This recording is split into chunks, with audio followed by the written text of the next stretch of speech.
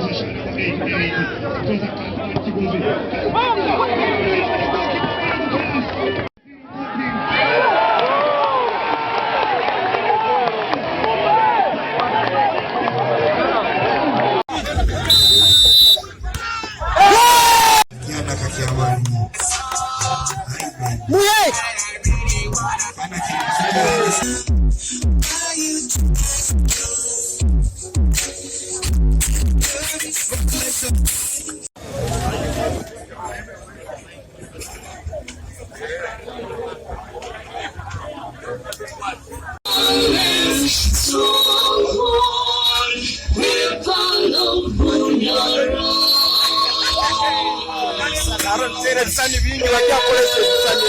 I'd like to apologize as the president of Hoima Elite.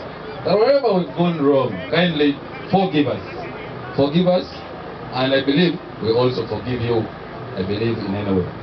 I don't really need to talk much, but I really want to thank you for your participation. To enjoy this Hoima whole city. People have come from all far, all the way from Kagadi. Even we from Chikube, we also came to enjoy this tournament. This has been very nice. It's been well organized, and I believe we can have more of this. Sports awareness, sports participation is very good because it helps us to build the confidence in us. That these people have come here, all of them, they have slept in our guest houses or the hotels. They have spent money on the eats and drinks. So the economy of the city this weekend has been motivated or has been elevated by this organization, by this function or this event, the Elite Corporate League. We want to appreciate you.